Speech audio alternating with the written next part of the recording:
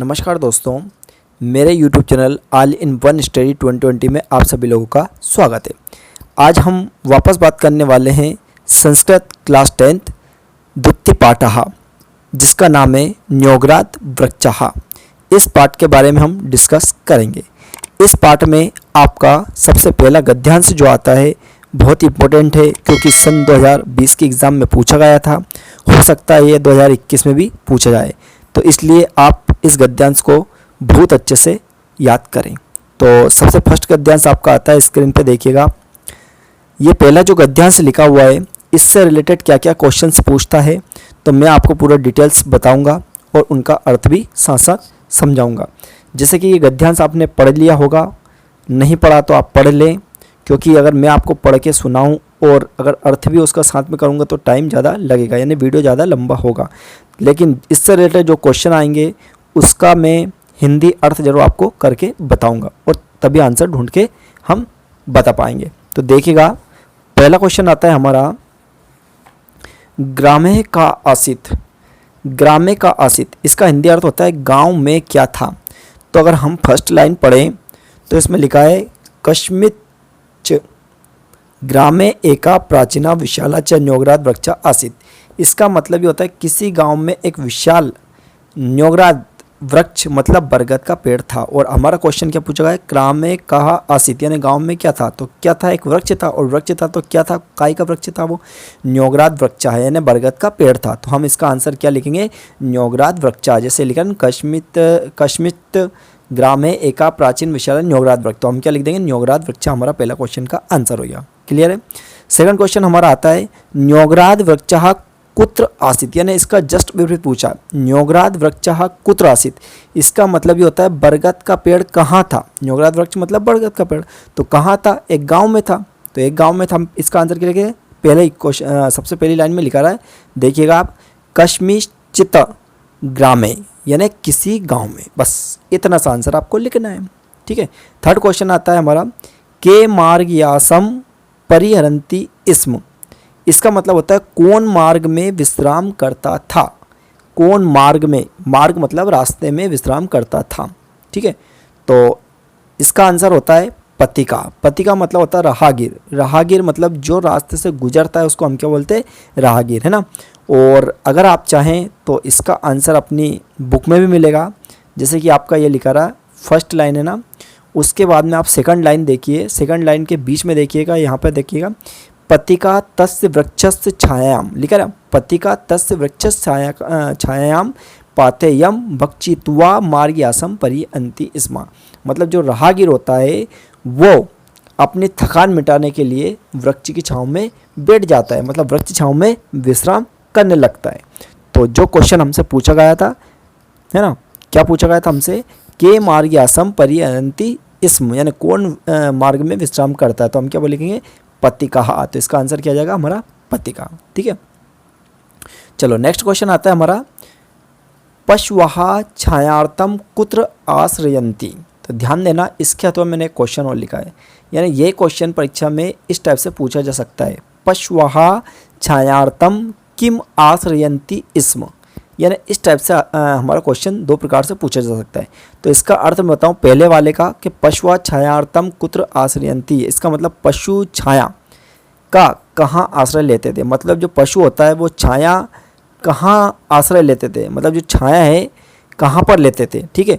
और जो सेकंड वाला लिखा पशुआ छायार्थम किम आश्रयन्ति, इसमें इसका मतलब पशु छाया के लिए किसका आश्रय लेते थे। तो बात एक ये, पशु छाया कहाँ आश्रय लेते, छाया का कहाँ आश्रय लेते थे। तो छाया का कहाँ आश्रय लेते थे, वो पेड़ के नीचे, यानी वृक्ष के नीचे। तो हम इसका आंसर क्या लिखेंगे, वृक्षम, या हम लिख सकते हैं वृक्ष मीमम, या फिर हमको लिख सकते हैं इसका न्योगरात वृक्षम। मतलब यहाँ पर आप तीनों में से कोई सा भी लिखेंगे तो तीनों सही है। जबकि आपकी बुक में ये दे रखा है, यहाँ पर देखिएगा आप, उसके आगे जो मैंने अभी जस्ट पढ़ा था ना परिहन्ति में, इसके आगे देखिए यहाँ पर ये पशुआ छायार्थम वृक्ष मीमम। तो वृक्ष मीमम आप लिख सकते हैं, या वृक्ष मीमम अगर नहीं लिख सकते हैं तो आप वृक्षम भी लिख सकते हैं, या वृक्षम नहीं लिख सकते तो न्योगरात वृक्षम भी लिख सकते हैं, ये भी राइट है। यानी तीनों में से कौन सा भी लिख सकते हैं वो सभी सही है ना। चलो अगला नेक्स्ट क्वेश्चन आता है हमारा, पक्षिणः कुत्र नीड़ानि वृक्ष वसंती इस्म, इसका मतलब ये होता है पक्षी कहाँ घोंसला बनाकर रहते थे। पक्षी कहाँ पर घोंसला बनाकर रहते थे, तो देखिएगा जस्ट उसके आगे जो अपन ने पढ़ा था उसके आगे लिखा रहा पक्षिणः तस्य शाखासु नीड़ानि वृक्ष स्म, इसका मतलब ये पक्षी उसकी शाखाओं पर। अब तस्य मतलब उसकी, तो इसकी किसकी, वृक्ष की। वृक्ष मतलब कौन होता है, पेड़, या पेड़ का नाम क्या है, तो वृक्ष जो हमारा न्योगरात वृक्ष है, और न्योगरात वृक्ष क्या, बरगद का पेड़ है। यानी पक्षी बरगद के पेड़ की शाखाओं में, शाखासु नीड़ानु, समझ गया, नीड़ानु मतलब होता है बनाकर रहते थे। तो शाखानु नीड़ानु वृक्ष वसंती इसमें ने उसकी शाखाओं पर घोंसला बनाकर रहते थे। तो हम इसका आंसर अगर लिखेंगे तो हम क्या लिख सकते हैं इसका आंसर, देखिएगा। सबसे पहले हमारा क्वेश्चन था हमारा पक्षिणाः कुत्र नीड़ानि वृक्ष वसंती इसम। हाँ, एक बात और देखिए, ये क्वेश्चन आपका एग्जाम में इस टाइप से पूछा जा सकता है, कैसे, पक्षिणाः कुत्र वसंती इसम, यानी पक्षी कहाँ निवास करते थे, और ऊपर पूछा गया है यहाँ पर पक्षिणाः कुत्र नीड़ानि वृक्ष वसंती इसम, इसका मतलब पक्षी कहाँ घर बनाकर या घोंसला बनाकर रहते थे। तो हम इसका आंसर लिखेंगे तस्य वृक्षा, तस्य मतलब होता है उसकी, और वृक्ष यानी वृक्ष की। तो हम चाहें तो इसका आंसर ये भी लिख सकते हैं तस्य वृक्षः, या हम चाहें तो ये भी लिख सकते हैं कि जैसे यहाँ लिखा तस्य शाखासु, मतलब यहाँ लिखते हैं वृक्षा शाखासु नीड़ानु वृक्ष वसंती इसमें, या यूँ भी लिख सकते हैं न्योगरात वृक्षा शाखासु नीड़ानि वृक्ष वसंती इसमें, इस टाइप से भी हम इसको लिख सकते हैं। ठीक है, चलो नेक्स्ट क्वेश्चन हमारा आता है पश्वः किमर्थ वृक्ष मीमम आसरंती इसम। जो अभी जस्ट हमारा एक क्वेश्चन पूछा गया था ऊपर, क्वेश्चन नंबर था हमारा शायद कौन सा था ये, पश्वा किमर्थ वृक्ष मीमम आसरंती इसम, ये कौन सा न्योगरात वृक्ष, थर्ड वाला क्वेश्चन, फोर्थ वाला क्वेश्चन था हमारा। देखो पश्वा छायार्थम कुत्रांसंति, यानी सेम इसी टाइप का ये क्वेश्चन पूछा गया है कि पशुः किमर्थ वृक्ष मीमम आसरंती इसम, इसका मतलब ये होता है पशु किसके लिए वृक्ष का आश्रय लेते थे, पशु किसके लिए वृक्ष का आश्रय लेते थे, तो किसके लिए वृक्ष का आश्रय लेते, छाया के लिए, यानी छाया में बैठने के लिए वृक्ष का आश्रय लेते थे। तो हम इसका आंसर क्या लिखे, छायार्थम या छायार्थम, इस टाइप से भी लिख सकते, दोनों टाइप से सही है। और वैसे भी आपकी बुक में यहाँ पर निश्चित तौर पर लिखा है, देखो अपन ने जो अभी पढ़ा था ना उसके पहले जो पढ़ा था पश्वा छायार्थम पढ़ा ना, पश्वा छायार्थम वृक्ष मीमम आश्रयंती इसमें, यानी जो ऊपर क्वेश्चन पूछा गया फोर्थ, तो वो का वही सेम टू सेम क्वेश्चन यहाँ पर पूछ लिया, पर थोड़ा सा उसको घुमा के पूछा गया है ना। चलो नेक्स्ट क्वेश्चन आता है हमारा पक्षिणः कीदृशा वसंती इसम, इसका मतलब होता है पक्षी किस जगह यानी किस स्थान पर रहते थे। तो पक्षी कहाँ पर रहते थे, देखो ये क्वेश्चन भी उसी टाइप का है जो अभी अपन जस्ट पूछा था, पांचों क्वेश्चन बिल्कुल उसी जैसा का है ना। तो यहाँ पर पक्षी का कीदृशा वसंती इसमें, तो पक्षी किस जगह या किस स्थान पर रहते थे, तो हमने अभी पढ़ा था, तो इसका आंसर क्या लिखेंगे हम, वृक्षस्य शाखासु नीड़ानि वृक्ष वसंती इसमें, मतलब वृक्ष शाखासु नीड़ानु, यानी जो हमारा वृक्षस्य होता है, वृक्षस्य मतलब वृक्ष की, वृक्षस्य मतलब वृक्ष की, शाखासु मतलब शाखा में, नीड़ानी मतलब घोंसले बनाकर, वृक्ष वसंती इसमें यानी रहते थे। ठीक है, तो ये इसका आंसर हो चुका है ना। अगला आता है सर्पा कुत्र वसंती इसम। अब देखिए सर्पा यानी सांप कहाँ रहते थे, ये है ना, सांप कहाँ रहते थे, तो देखो वो कहाँ रहते थे, जो पेड़ था, पेड़ में क्या था, उनका बिल था। जैसे पक्षी अपना जो घर बनाते हैं उसको अपन क्या कहते हैं, उसको अपन ने घोंसला बोला है, लेकिन जब सांप अपना घर बनाते हैं पेड़ के नीचे या आसपास, उसको हम बिल बोलते हैं। क्या बोलते हैं उसको, बिल, यानी सांप का क्या होता है, वो बिल होता है। तो उसको संस्कृत में हम बोलते हैं वल्मीकेशु, क्या बोलते हैं, वल्मीकेशु। और जबकि आपका ये भी लिखा है, देखो नीचे से ऊपर की लाइन देखिए, अब सर्पाश्य तत्र तेषु वल्मीकेशु वाशम कुर्वन्ति इसम। ठीक है, तो वल्मीकेशु इसका हम आंसर लिखेंगे। ठीक है, चलो नेक्स्ट क्वेश्चन की ओर चलते हैं हम। हमारा क्वेश्चन आता है सहा केभ्या बहुपकार कहा आसीत, यानी इसका अर्थ होता है वह किस किस के लिए बहुत उपकारी था। वह मतलब कौन, वो पेड़। यहाँ पर क्वेश्चन इस टाइप से पूछेगा सहा, तो सहा का मतलब होता है वह, और वह का मतलब होता है वो पेड़ किस किस के लिए बहुत उपकारी था, है ना। तो देखो वो पेड़ किस किस के लिए गए, तो फर्स्ट लाइन देखो आप, फर्स्ट लाइन के जो आपका लिखा है कश्मित ग्राम में एका प्राचीना विशाल चन्योगरात आसित, तो उसके बाद में लिखा सा पशु पक्षीभ्य बहुविधेभ्य जीव जंतुभ्य मनुष्य भी। इसका मतलब ये होता है जो पेड़ था हमारा वो पशु पक्षियों के लिए भी था, बहुविधेय भी यानी बहुत जीव जंतुओं के लिए था, बहुत सारे अनेक प्रकार के जीव जंतुओं के लिए था, या मनुष्य के लिए था, यानी इस प्रकार सबके लिए बहुपकारी था। तो इसका आंसर हम लिखेंगे सह पशु पक्षिभ्य बहुविधेभ्य जीव जंतुभ्य मनुष्यभ्य च बहुपकारकः आसीत्, यानी इन सबके लिए उपकारी था, बहुत उपयोगी था। चलो नेक्स्ट क्वेश्चन आता है हमारा, सर्वप्रियः सर्वहितः सर्वापेक्षितश्च कहा आसीत। इसका मतलब सबका प्रिय, सबका हितैषी, सबका अपेक्षित कौन था? तो कौन था? वो पेड़ था। वो पेड़ का नाम क्या था? न्योगराद वृक्ष। तो आप क्या लिख सकते हैं? न्योगराद वृक्ष इसका आंसर। ठीक है, और ये भी आपका मिल रहा है, आप नीचे नीचे लाइन में देख सकते हैं कि सा वृक्षा सर्वप्रिया सर्वहितकारी सर्वापेक्षिता च आसीत। तो सा यानी वह वृक्ष का हम नाम लिखेंगे। आप चाहें तो वृक्षा भी लिख सकते हैं, लेकिन अगर नाम लिखे तो बहुत अच्छी बात है। क्या लिखेंगे? न्योगराद वृक्ष। हाँ, चलो नेक्स्ट क्वेश्चन आता है, ग्रामे शब्द का विभक्ति अस्ति, यानी ग्रामे जो शब्द दिया इसमें कौन सी विभक्ति है? तो मैं आपको बता दूं, इसमें विभक्ति सप्तमी विभक्ति है। सप्तमी विभक्ति क्यों है इसका कारण मैं आपको समझा रहा हूँ।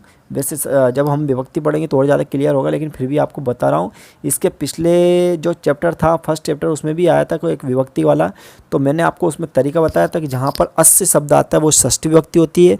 इसी प्रकार मैं यहाँ पर एक तरीका बता रहा हूँ, अगर आमे आता है, आमे आता है तो वो सप्तमी विभक्ति होती है। कैसे? जैसे कि यहाँ लिखा है ग्रामे, ग्रामे मतलब आमे, यानी ध्वनि काय की निकल रही? आमे की। तो इसलिए कौन सी विभक्ति होगी यहाँ? षष्ठी विभक्ति, सप्तमी विभक्ति होगी, है ना। क्यों? पिछली बार षष्ठी विभक्ति थी, कौन सी हुई? सप्तमी। चलो लास्ट क्वेश्चन इसका, वृक्ष शब्दस्य धातु प्रत्यय च पृथक कृत। ये बहुत इंपॉर्टेंट क्वेश्चन है, क्योंकि इस टाइप के क्वेश्चन कहीं ना कहीं 4 के बाद में 5वां इसी टाइप का देता है और अधिकतर स्टूडेंट नहीं कर पाते। 4 क्वेश्चन तो ढूंढ लेते हैं, लेकिन एक क्वेश्चन वो नहीं ढूंढ पाते हैं। तो देखिएगा इसमें क्या है, वृक्ष शब्दस्य धातु प्रत्यय च प्रत्यय, यानी इसमें आपको धातु बताना, प्रत्यय बताना और दोनों को अलग करके बताना है। तो देखो सबसे पहले मैं आपको बता दूं, इसमें उपसर्ग भी पूछा गया है। हालांकि क्वेश्चन में नहीं दिया है, लेकिन फिर भी आपसे पूछ सकते हैं। तो सबसे पहले आप क्या लिखेंगे? उपसर्गा। उपसर्ग इसमें लिखा रहा वी, जो सबसे स्टार्टिंग में शब्द लिखा है वो क्या लिखा रहा? वी। तो उपसर्ग आप तो क्या होगा? वी होगा। फिर उसके बाद धातु बताएंगे तो धातु इसमें होगा रच, रा और चा में हलंत लगाना तो रच हो गया। फिर इसमें प्रत्यय बताएंगे तो इसमें होगा ल्यप प्रत्यय। अब ल्यप क्यों होगा मैं आपको बता रहा हूँ। वैसे प्रत्यय पढ़ेंगे ज़्यादा डिटेल उस टाइम आपको समझ में आएगा, लेकिन फिर भी आपको बताता हूँ मैं यहाँ कि जिस शब्द के अंत में अगर या दिखाई दे, क्या दिखाई दे? या, तो उसमें ल्यप प्रत्यय होता है। तो यहाँ पर कौन सा प्रत्यय? ल्यप। ठीक है, यानी इस टाइप से आपका ये जो पहला गद्यांश था हमारा, कश्मित ग्रामे का प्राचीन, ये बिल्कुल अपना कंप्लीट हो चुका है ना। इसमें कोई डाउट नहीं होना चाहिए। फिर भी यदि आपको लगता है तो मुझे बताइए, है ना। चलो अब नेक्स्ट क्वेश्चन की ओर हम बढ़ते हैं।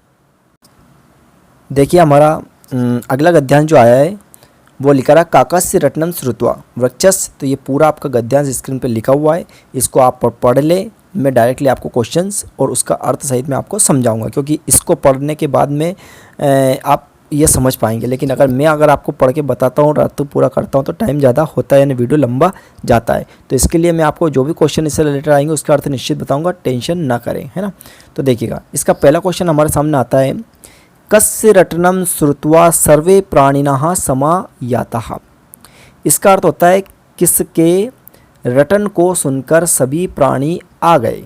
ठीक है, और ये क्वेश्चन अथवा में इस टाइप से पूछा गया है। देखिएगा, कस्य रटनम श्रुत्वा वृक्षस्य समीपे प्राणिनः पशुः पक्षिणः सर्पाश्च समायाता। इसका मतलब कस्य रटनम यानी किसके रटने पर, श्रुत्वा यानी सुनकर, ये रटकर मतलब किसके रटते हुए सुनकर, वृक्ष से समीप मतलब वृक्ष के समीप यानी वृक्ष के आसपास, प्राणी ना पशु पक्षिता सर्वाच समय आता है, मतलब उस पक्षी सभी पक्षी आसपास क्यों इकट्ठे हो गए, है ना। तो किसकी आवाज़ सुनकर? काकस। काकस मतलब वो कोए की, है ना। और पहले ही देखो, पहले लाइन में फर्स्ट आपको मिल जाए काकस से रटनम श्रुत्वा, बस काकस से समझ जाए तो क्या? कोवा, यानी कोए की आवाज़ को। कोए की जो आवाज़ होती है वो आवाज़ नहीं होती है, वो क्या कहता है? क्रूप, यानी चिल्लाता। चिल्लाता मतलब वो रटता है, किसी बात को बार बार रटता है, मतलब एक ही बात में लगा रहता है वो। तो इसलिए क्या बोला?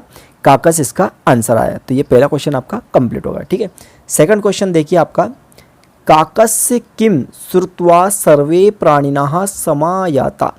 इसका सेम इसका विपरीत है। क्या है विपरीत? देखिएगा, यहाँ पर हमसे पूछा गया था कस्य रटनम, यानी कौन रट, मतलब किसके रटने के बाद या किसके रटने को सुनकर सभी प्राणी आ गए थे। और यहाँ पर हमसे पूछा गया है काकसिक मतलब कोए, काकसिकम श्रुत्वा सर्वे प्राणी न समायाता। इसका मतलब कोए की क्या सुनकर सभी प्राणी आ गए, तो क्या सुनकर, रटना, मतलब उसकी आवाज़ सुनकर, पर आवाज़ यहाँ पर क्या कह रही है, उसकी आवाज़ नहीं है, यहाँ पर रट रहा है वो किसी चीज़ को। इसका मतलब इसका आंसर हम क्या लिखेंगे, रटनम। क्या लिखेंगे हम, रटनम। तो ये सेकंड क्वेश्चन भी हमारा कंप्लीट हो गया। चलो थर्ड क्वेश्चन की ओर चलते हैं हम। अगला आता है हमारा सर्पहा किम कुर्वन न्यगदत्त। इसका मतलब होता है सांप ने गुस्से में क्या फैलाया। तो सांप ने गुस्से में क्या फैलाया था, तो देखो इसका भी आप किताब में देखें, बहुत बढ़िया से आपको समझ में आएगा। सेकंड लाइन देखिएगा, ये लिखा है आपका तेषाम मध्य प्रथम सर्पा फटा टोपम। अब एक शब्द आया आपके सामने फटा टोपम, तो इसको पढ़कर या इसको सुनकर आप हंसे ना। ये शब्द सुनने में आपको अजीब सा लगा है, हंसी तो आ रही है, लेकिन आपको हंसना नहीं है क्योंकि इसका अर्थ थोड़ा अलग होता है। फटा टोपम का अर्थ होता है जैसे कोई नाग होता है या सर्प होता है, वो यदि गुस्से में आकर अपने फन को फैलाता है तो उसको संस्कृत में बोला जाता है फटा टोपम, यानी गुस्से से फन को फैलाना। ठीक है, तो हंसना नहीं है, आपको समझना है, ठीक है ना। तो सर्पः किम कुर्वन् न्यगदत्, इसका मतलब सांप ने गुस्से में क्या फैलाया, तो क्या फैलाया उसने, अपने फन को फैलाया। तो फन को फैलाने के लिए हम क्या लिखेंगे, फटा टोपम। इसका आंसर क्या लिखेंगे हम, फटा टोपम। तो ये आपका मिल भी गया किताब में, तेषाम मध्य प्रथमा सर्पा फटा टोपम कुर्वन् न्यगदत्, मिल गया। ठीक, चलो नेक्स्ट क्वेश्चन की ओर बढ़ते हैं। शाखा तहा शाखांतरम चक्रमिकः प्रत्यवदत्। इसका मतलब ये होता है कि शाखा से शाखा तक चक्कर लगाकर कौन बोला। तो देखिएगा जस्ट उसके आगे आपको मिलेगा, उसके नीचे लाइन, मतलब थर्ड लाइन देखिए ऊपर से, ततः शाखातः शाखांतरम चक्रम एका कीटा प्रत्यवदत्। इसका मतलब ये हुआ शाखा से शाखा की ओर चक्कर लगाकर एक कीड़ा, कीड़ा जो होता है वो बोलता है, वो कुछ कहता है। तो यहाँ पर उससे अपन से क्वेश्चन ये पूछा गया है, शाखातः शाखांतरम चक्रमिका प्रदत्त, मतलब शाखा से शाखा तक कौन चक्कर लगाता है, तो क्या लगाता है, कीड़ा। और कीड़ा को संस्कृत में क्या बोला, कीटा। तो हम इसका आंसर क्या लिखेंगे, एकाह कीटा, राइट। चलो नेक्स्ट क्वेश्चन की ओर चलते हैं हम। अतो अयम वृक्षः ममेव इति का औदत्। इसका मतलब किसने कहा ये वृक्ष मेरा है, किसने कहा वृक्ष मेरा है, ठीक है ना। तो देखिएगा जब कौवा पेड़ के ऊपर जब चिल्लाता है तो सभी प्रकार के जानवर जीव जंतु वहाँ पर इकट्ठे होते हैं, तो सब कहते हैं ये वृक्ष मेरा है, सब कहते हैं ये वृक्ष मेरा है। लेकिन आखिरी में जब आखिरी बात आती है तब एक कीड़ा इधर उधर घूमते हुए बोलता है कि ये पेड़ मेरा है ना, ये वृक्ष मेरा है। तो आप देखिएगा, जस्ट देखिएगा जो हमारा गद्यांश है उसके लास्ट वाली जो हम लाइन पढ़ते हैं, जैसे अतो अयम वृक्ष ममेव, इसके पहले आप पढ़े तो इसके पहले अगर जैसे अभी मैंने बता रहा था आपको, तथा शाखांतः शाखांतरम चक्रम में एका कीटा प्रदत्त। इसका मतलब शाखा शाखा के चक्कर लगाते हुए कीड़ा बोलता है कि मदिये अर्भके, अर्भके मतलब होता है पुत्र, यानी मेरे पुत्र के साथ, है ना। अब मदिये अर्भके साथ धर्म अहम बहुवर्षेभ्य अत्रैव उषितवानस्मि। इसका मतलब ये होता है कि मैं यहाँ पर मेरे पुत्रों के साथ कई वर्षों से रह रहा हूँ। अतो अयम वृक्ष मम, इसलिए ये वृक्ष मेरा। तो ये कौन कहता है, कीड़ा कहता है। कौन कहता है, कीड़ा। तो हम क्या लिखेंगे इसका आंसर, एका कीटा। एका कीटा संस्कृत में एक कीड़ा कहता है, ठीक है। ये मतलब जो आपने क्वेश्चन पढ़ा सेम ये का ये क्वेश्चन ही है, लेकिन उसको थोड़ा सा चेंज करके बताया उन्होंने ना। नेक्स्ट क्वेश्चन आता है, कीटा कुत्र चक्रम में औदत्। देखिएगा ये भी बिल्कुल इससे रिलेटेड है, यानी यहाँ कह रहा है कीड़ा कहाँ चक्कर लगाकर बोला। तो कहाँ लगाता है वो, जो पेड़ होता है उसकी जो डालियाँ होती है, शाखाएं होती है, वो इधर उधर चक्कर लगाता है। तो इसका आंसर हम कहेंगे शाखा तू शाखांतरम। तो जो मैं अभी बता रहा था आपको, जैसे तथा शाखा तहा शाखांतरम, तो इसका आंसर यही है। तो क्या है, शाखा तू शाखांतरम। शाखा तू ये लिख दे या शाखा तहा, शाखा तहा तो जो किताब में लिखा रहा है वो लिख दे। क्या लिखा रहा है किताब में, शाखा तहा शाखांतरम, है ना। ये बिल्कुल राइट होगा। चलो नेक्स्ट क्वेश्चन की ओर चलते हैं। कीटा के साथ धर्म साधर्म, क्या लिखा रहा है, साधर्म उषितवान आसीत। इसका मतलब कीड़ा किसके 7 वर्षों से रह रहा था। तो जस्ट मैं अभी अर्थ करके बता रहा वो का वही इसका आंसर है। किसके साथ, उसके पुत्र के साथ। अब पुत्र को संस्कृत में अर्भके बोलते, क्या बोलते, अर्भके। इसमें लिखा हुआ किताब में लिखा है, अभी बताया था मैंने कि मदिये अर्भके साधम बताया था।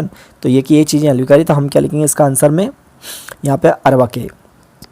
नेक्स्ट क्वेश्चन आता है हमारा, सर्पः किम औदत, इसका अर्थ होता है सांप ने क्या कहा था। तो सांप ने क्या कहा था, सांप ने क्या कहा था कि ये वृक्ष मेरा, लेकिन किसके आधार पर कैसे कहा था। तो देखिए ऊपर ऊपर की आप लाइन पढ़े, और लाइन पढ़ने के बाद में देखो यहाँ से हमारा चालू होता है ऊपर ऊपर की लाइन देख रहे हैं आप, देखिए उसके बाद में ऊपर से नीचे की लाइन पे आएंगे, तेषाम मध्य प्रथमा सर्पः फटा टोपम कुर्वन् न्यगदत्, इसका मतलब तेषाम मध्य यानी सबके बीच में सांप अपने फण को गुस्से से फैलाते हुए कहता है, क्या कहता है, पितृ पितामहानम कालादपि अहम अत्रेव निवसामि अतो अयम वृक्ष ममी एव इति, इसका मतलब ये होता है पितामह मतलब मेरे पिता के पिता, यानी हम कह सकते हैं परदादा, या हम कह सकते हैं हमारे पूर्वज, ठीक है, इस टाइप से हम कह सकते हैं। तो इसका मतलब ये हो सांप ने क्या कहा था, सांप ने यही कहा था कि सर्पः औदत, इसका आंसर बता रहा हूँ मैं, तो इसका आंसर यहीं से लिखना है आपको, जो सेकंड लाइन है यहाँ। तो सेकंड लाइन में कैसे लिखना है, तो थोड़ा सा पहले मन से अपन लिखेंगे सर्पः औदत, यानी सर्प कहता है, तो यहाँ से स्टार्ट करना, पितृ पितामह, यहाँ से स्टार्ट कर दो, पितृ पितामहानम कालादपि अहम अत्रेव निवसामि अतो अयम वृक्षः मदीय एव इति। क्लियर है, ये ऐसे आपको लिखना है। नेक्स्ट क्वेश्चन आता है हमारा, पुत्रः इति पदस्य पर्याय गद्यांशात् चित्वा लिखत, यानी इस गद्यांश में से ढूंढकर, चित्वा यानी चुनकर आपको क्या करना है, पुत्र का पर्यायवाची शब्द लिखना है। तो मैंने जस्ट अभी आपको बताया था पुत्र का यहाँ पर एक विलोम पर्यायवाची शब्द ये अर्भक है, अभी बोल रहा था मैं, अर्थ करके बता रहा था ना आपको, तो ये क्या है, अर्भक है, ये इसका आंसर लिखेंगे। लेकिन अब यहाँ पुत्र, तो हम पुत्र का क्या लिखेंगे, अर्भकः लिखेंगे, अर्भक नहीं लिख के क्या लिखेंगे, अर्भकः मतलब पुत्र आ जाएगा, है ना। चलो नेक्स्ट क्वेश्चन आता है हमारा, नवा क्वेश्चन होता है कि अत्रेव, क्या लिखा, अत्रेव इति पदस्य संधि विच्छेदम कृत्वा संधि, ठीक है। अब अत्रेव है बिल्कुल सेम, मैंने यहाँ पर कोष्टक में एक चीज़ और लिखी है ममेव, तो अत्र और ममेव लगभग एक जैसी है, तो मैंने इसलिए कोष्टक में साथ में लिखा, चाहे था से अत्रेव पूछे तो अत्रेव बताए, मम्मे पूछे तो ममेव भी लिख सकते हैं, है ना, वो एग्जाम में कोई भी पूछ सकता है। तो यहाँ पर अत्रेव इति पदस्य संधि विच्छेद कृत्वा संधि नाम लिखत, इसका मतलब ये होता है अत्रेव जो शब्द है उसका आपको संधि विच्छेद करना है और संधि का नाम बताना है कौन सी संधि है, ठीक है ना। तो देखो अत्रेव का करते हैं सबसे पहले, तो अत्र का अत्रेव का आता है अत्र प्लस एव, है ना, और ये वृद्धि संधि, वृद्धि संधि क्यों, क्योंकि दो मात्रा लग रही है इसलिए वृद्धि संधि है। तो जब और संधि अपन पढ़ाएंगे तो क्लियर होगी, जहाँ पर आपको दो मात्रा दिखाई दे वो हमेशा वृद्धि स्वर संधि होती है। अब इसी प्रकार ममेव को हम संधि अगर विच्छेद करते हैं तो क्या हो जाएगा, मम प्लस एव, और वो कभी वृद्धि स्वर संधि हो जाएगा। क्लियर, चलो नेक्स्ट क्वेश्चन के बढ़ते हैं। श्रुत्वा इत्यस्य पदस्य प्रकृति प्रत्यय पृथक कुरुत, इसका मतलब श्रुत्व जो हमारे पास शब्द दिया है इसका आपको धातु और प्रत्यय अलग अलग करके हमें बताना। तो सबसे पहले आता है धातु, तो धातु इसमें श्रु धातु हो जाएगी हमारी, श्री वाला है ना, श्रु धातु हो जाएगी, और प्रत्यय इसका कत प्रत्यय हो जाएगा, कत्वा प्रत्यय हो जाएगा, कित्वा प्रत्यय होगा, कित आधा का पढ़ते हैं ना, तो आधा का कित्वा, इसका मतलब ये होता है जिस शब्द के लास्ट में आधा ता वा तक त्वा आता है उसमें कित्वा प्रत्यय होता है, ठीक है। चलो नेक्स्ट क्वेश्चन की ओर बढ़ते हैं। लास्ट क्वेश्चन है इस गद्यांश का, पूर्व रूप संधे उदाहरणम गद्यांशात् चित्वा लिखत, यानी इस गद्यांश में से चुनकर पूर्व संधि का उदाहरण आपको बताना है। तो ये गद्यांश आप पढ़ो तो कहीं ना कहीं आपको पूर्व संधि का उदाहरण मिलेगा। कैसे, पूर्व संधि की पहचान जो होती है वो एस अवग्रह जैसा, मतलब जो एस आता है ना, हम एस लिखते हैं इंग्लिश में, तो इसी टाइप संस्कृत में एक शब्द हम एस लिखते हैं जिसको आप पढ़ते अवग्रह बोलते हैं जिसको, है ना। तो यहाँ पर एक शब्द आपका लिखा है, देखो सेकंड लाइन देखिए जिसके लास्ट में लिखा है अतो अयम, तो ये बस यही आपका आंसर है। मतलब इस संधि अपन क्या लिख देंगे, पूर्व संधि का उदाहरण अतो अयम। तो इस प्रकार से आपका जो सेकंड गद्यांश था वो भी हमारा कंप्लीट हो चुका है। चलो अब नेक्स्ट गद्यांश की ओर हम बढ़ते हैं। चलो अब हमारा गद्यांश जो आता है वरुण देवा वृष्टि वर्षति, ठीक है, ये तीसरा नंबर का गद्यांश है, वरुण देवा वृष्टि वर्षति, इसको आप पढ़ ले, स्क्रीन पे लिखा हुआ है, ठीक है। मैं इसके क्वेश्चन बता रहा हूँ, उसका अर्थ भी करके बताऊँ, जैसे आपको पिछले दो समझा इसी प्रकार ये भी समझाने वाला हूँ, है ना, लेकिन आपको ध्यान से देखना है तभी आप समझ पाएंगे। तो देखिएगा इसका पहला क्वेश्चन आता है हमारे सामने, कह वृष्टि वर्षति, इसका अर्थ होता है कौन वर्षा करते हैं। तो आप खुद जानते हैं वर्षा कौन करते हैं, जो वर्षा के भगवान होते हैं जिसको हम क्या बोलते हैं, वरुण देवा। तो देखिए फर्स्ट में लाइन ही देख लिया आप, गद्यांश पढ़ के देखिए, वरुण देवा वृष्टि वर्षति, तो आपको पहले ही मिल गया ये। तो क्या लिखेंगे आप, पहला का आंसर क्या लिखेंगे, वरुण देवा। चलो सेकंड क्वेश्चन, इसका जस्ट विपरीत पूछा गया है, क्या पूछा गया है, वरुण देवा किम वर्षति, इसका मतलब वरुण देव क्या करते हैं, तो क्या करते हैं, वर्षा करते हैं वो, मतलब वर्षा करने का काम करते हैं। तो हम इसका आंसर क्या लिखेंगे, वृष्टि, क्योंकि इसमें तो मिल रहा है हमारा वरुण देवा वृष्टि वर्षति, तो वृष्टि शब्द उन्होंने छोड़ दिया, किम, किम के स्थान पे क्या लिख देंगे, वृष्टि लिख देंगे। चलो नेक्स्ट क्वेश्चन आता है, सूर्य देवः किम पृच्छति, इसका मतलब ये सूर्य देव क्या देते हैं। अब इनका क्या काम है सूर्य देव का, तो सूर्य देव हमें क्या कहते हैं, प्रकाश देते हैं, यानी प्रकाश फैलाते हैं, है ना। तो हम इसका आंसर क्या लिखेंगे, प्रकाशम लिख देंगे। ठीक, चलो नेक्स्ट क्वेश्चन हमारा आता है, क वृक्षस्य आधारभूता अस्ति, बहुत अच्छा क्वेश्चन है। क वृक्षस्य आधारभूता अस्ति, यानी वृक्ष का आधार क्या है, क्या पूछा इसने, क वृक्षस्य आधारभूता अस्ति, यानी वृक्ष का आधार क्या है। तो वृक्ष का आधार क्या होता है, मतलब वृक्ष किस जगह पर उग पाता है, तो भूमि पर उगता है, भूमि पर मतलब भूमाता पर, या अपन कह सकते हैं पृथ्वी पर। लेकिन जो हमारे पास संस्कृत में लिखा है, तो क्या लिखा है, भूमाता लिखा है। आप देख लो सेकंड लाइन देख सकते हैं, जो वरुण देव वृष्टि वर्षति, इसके बाद नीचे लाइन लिखा रही ना, भूमाता वृक्षस्य आधारभूता लिखा रहा। तो हम इसका आंसर क्या लिखेंगे यहाँ पर भूमाता लिखेंगे ना। चलो नेक्स्ट क्वेश्चन इससे रिलेटेड, बिल्कुल सेम ऊपर वाले जैसे क्वेश्चन है, पर थोड़ा सा उसको चेंज कर दिया, अलग से कर दिया उन्होंने। तो भूमाता कस्य आधारभूता अस्ति, इसका मतलब ये था पृथ्वी किसका आधार है, मतलब मैंने बोला था जस्ट इसका विपरीत, पृथ्वी किसका आधार है। तो देखिए आप, यानी वृक्ष भूमि का आधार है और भूमि वृक्ष का आधार, दोनों एक दूसरे के विपरीत है। तो हम इसलिए इसका आंसर क्या लिखेंगे, वृक्षस्य लिखेंगे। क्या लिखेंगे, वृक्षस्य मतलब वृक्ष का, है ना। तो इसका आंसर हम क्या लिख देंगे, वृक्षस्य लिख देंगे।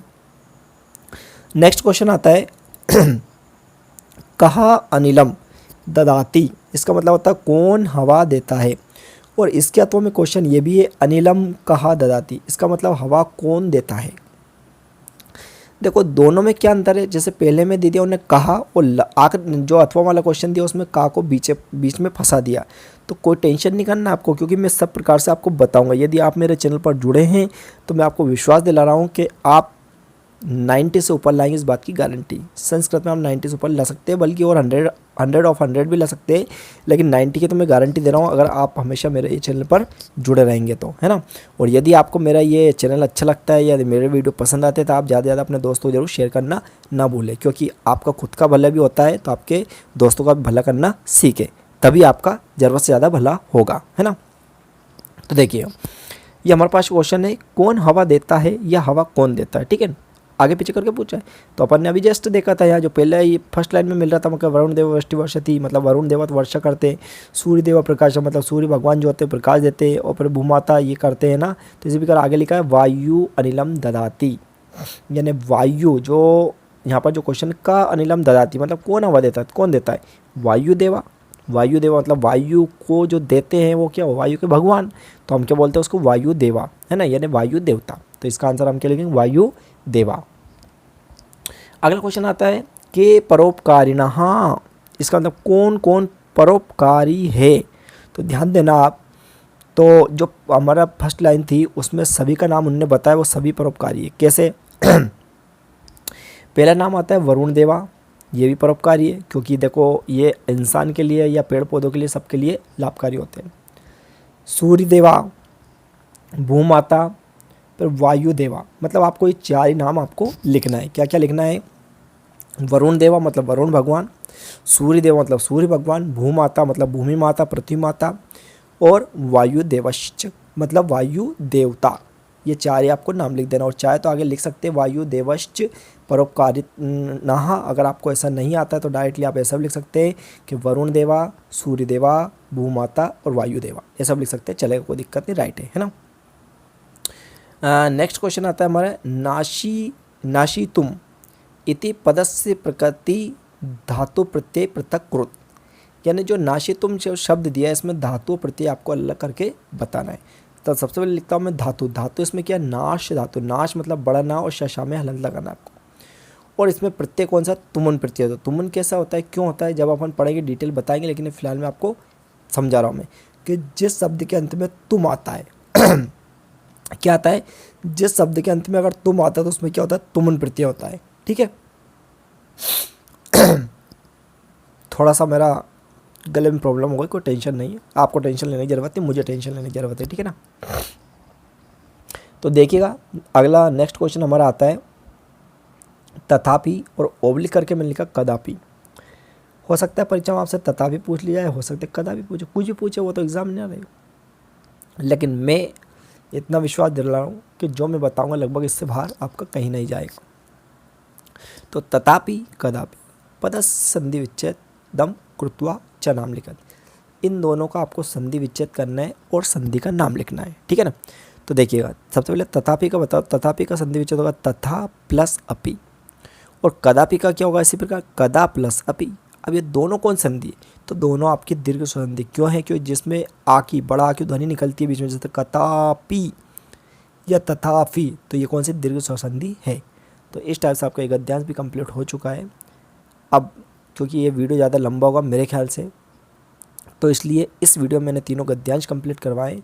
इसका नेक्स्ट वीडियो बनाऊंगा जिसमें मैं आपके क्वेश्चन आंसर या आपका रिक्त स्थान जो होते हैं, खाली स्थान, या सत्य सत्य जोड़ी, आम नाम जो भी होते हैं मतलब, और इसमें मेन इंपॉर्टेंट एक खास बात आएगी आपके लिए, इस चैप्टर को आपको पूरा पढ़ना अति आवश्यक है, क्योंकि इसमें एक 5 नंबर की इंपॉर्टेंट चीज़ है जो शायद आपको पता नहीं होगी। इसमें एक आता है कथाक्रम संयोजन, जो इसी पार्ट से अधिकतर पूछा जाता है, तो मैं आपको वो क्लियर करूँगा। तो इसलिए आप नेक्स्ट वीडियो निश्चित देखें, ठीक है। पूरा वीडियो देखने के लिए थैंक यू सो मच।